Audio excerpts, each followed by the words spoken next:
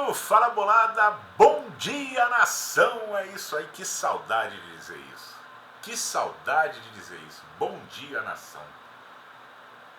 Programa que eu fiz durante tempos, tinha um prazer enorme, mas por alguns motivos, principalmente de trabalho, tive que dar um tempo. Voltamos agora, só que agora de uma forma um pouco diferente, nesse primeiro momento.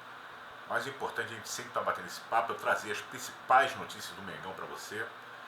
Então eu peço sua ajuda, que acompanhe, curta, compartilhe com os amigos, se inscreva, para o nosso trabalho voltar a ganhar uma forma, um corpo, para a gente, quem sabe, um dia estar voltando com essas nossas lives espetaculares, maravilhosas, onde a gente trocava essa paixão rubro-negra. Então, vem com a gente e segue as principais notícias. Saudações rubro-negras.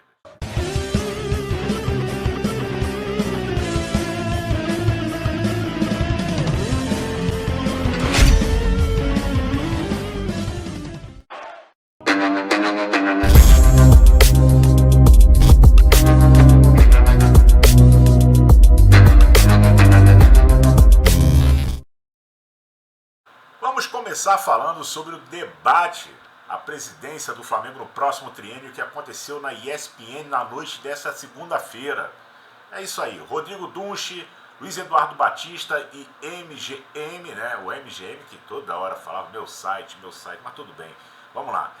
Entraram no debate, trocaram as farpas, foi aquele circo que a gente já imaginava como qualquer eleição para qualquer cargo político, né? Independente que seja Flamengo ou outros. Bom, enfim, ali eu acho que não deu para se tirar tanta coisa, mas quem tinha alguma dúvida sobre um ou outro candidato deu para perceber qual talvez esteja mais bem preparado, qual a melhor equipe, quem está menos preparado, enfim. É muito complicado. Eu espero que quem vença a eleição para o próximo triênio dentro do Flamengo faça uma gestão maravilhosa, que o Flamengo continue caminhando para mais vitórias, mais títulos e um crescimento financeiro que é que a torcida espera, né? Isso que a gente espera. Então eu não vou entrar agora no mérito de quem deva merecer vencer essa eleição ou não, mas espero que o próximo presidente do Flamengo cumpra seu papel com maestria e traga louros para a nação rubro-negra.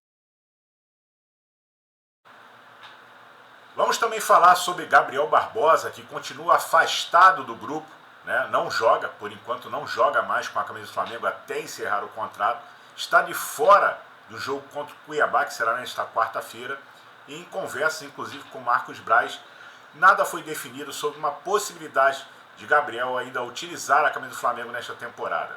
E há inclusive já especulações sobre quem serão os substitutos de Gabriel Barbosa para a próxima temporada, visto que o Flamengo terá que ir ao mercado. Inclusive eu tenho aqui alguns nomes que estão sendo ventilados aí, existe uma possibilidade de conversa, consultas foram feitas. Tem aqui o atacante Brenner, ex-São Paulo, atualmente está na Udinese, né?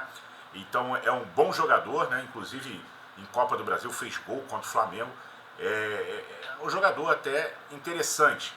Não sei se seria o nome ideal para ocupar a vaga de Gabriel Barbosa. Lembrando que o jogador Pedro só deve voltar no meio do ano que vem em função da lesão que teve. Outro nome que vem sendo citado é o nome de Arthur Cabral, do Benfica, que está avaliado, vejam bem, gente, em 14,5 milhões de euros.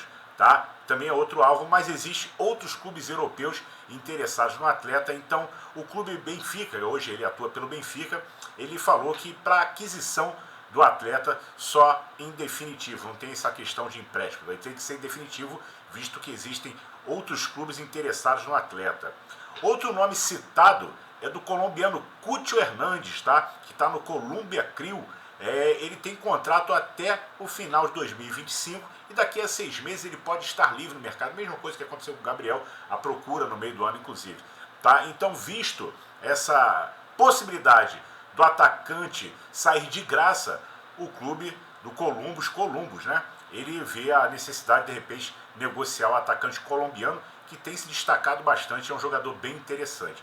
Tá aí 3 nomes que neste momento são especulados aí, podem ser consultados, pode pintar no Mengão na temporada 2025. Vamos falar também um pouquinho sobre os garotos da base, né? Os garotos da base que não renderam, o Flamengo não conseguiu trabalhar e captar o necessário financeiramente que eles deveriam em cima de garotos. E citar um deles no caso do Lohan.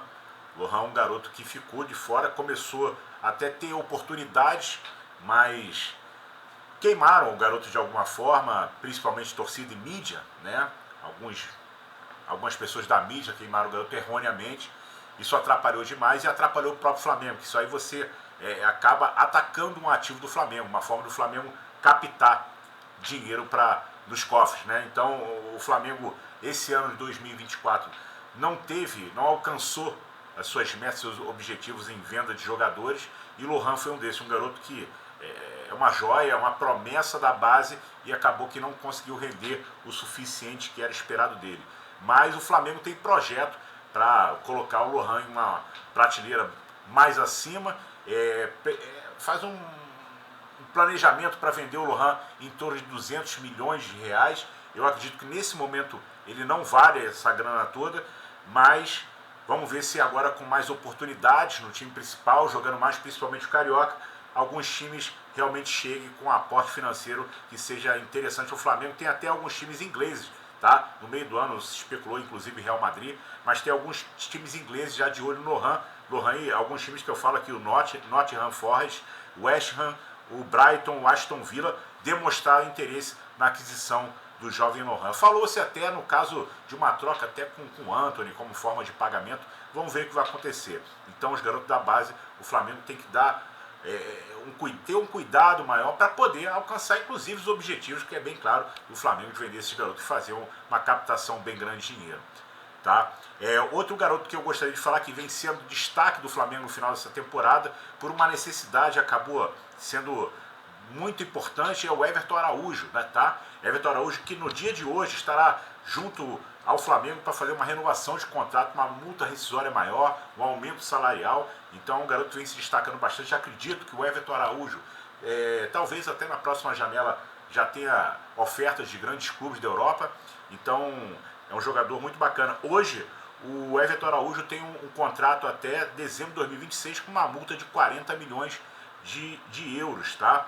Então o Flamengo deve aumentar esse valor aí e tentar um bom negócio com o jogador. O atleta se destacou nos últimos jogos, obviamente, né? E as cifras para a próxima janela aí com certeza vão aumentar bastante.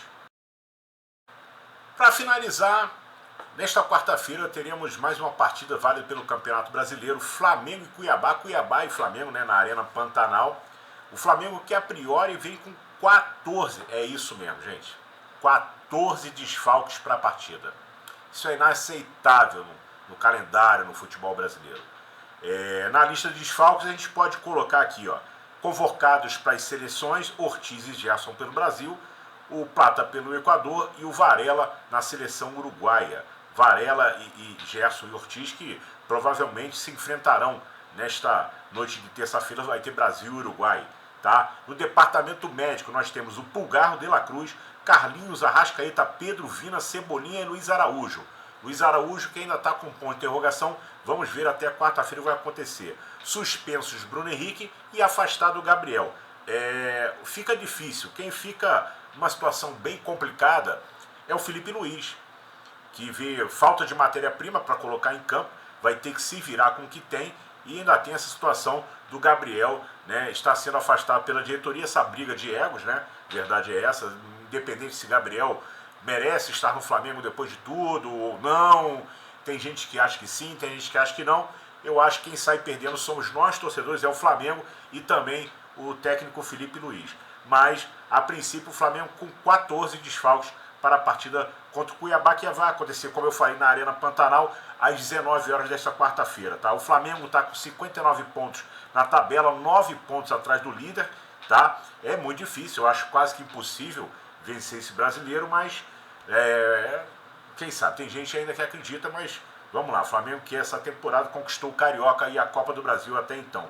E o Cuiabá, tá, que não sofre muitos gols há algumas rodadas. Tá? O Cuiabá está na penúltima colocação do campeonato com 29 pontos, está precisando escapar da degola, está a 8 pontos de sair do primeiro fora da zona de rebaixamento. É complicado, para o Cuiabá também sair, não acredito que saia, mas não vai ser um jogo fácil. No primeiro turno, o Flamengo em casa empatou, com o mando de campo empatou com o Cuiabá por 1-1.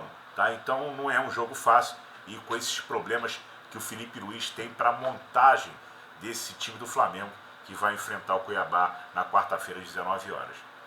É isso, meus amigos. Por hoje é isso. Nós vamos voltar com mais notícias. Espero que eu consiga aí atender todos os dias e fazer esse Bom Dia Nação, como eu falei, a princípio, gravado. O futuro só a Deus pertence. Se a gente conseguir chegar a um ponto que a gente consiga voltar com as nossas lives, vai ser um prazer enorme para mim, uma coisa que eu gosto demais. Mas é importante a gente manter esse contato, manter esse elo. E eu conto mais uma vez com o apoio, com a força de vocês. Então se inscreva no canal, deixe seu like, compartilhe com os amigos. Fala, galera, se inscreve lá no Urubu Bolado, dá aquela força que faz muito bem o nosso trabalho. Então, meus amigos, mais uma vez, saudações rubro-negras e aqui é assim. Vamos bolar, rapaziada. Tamo junto.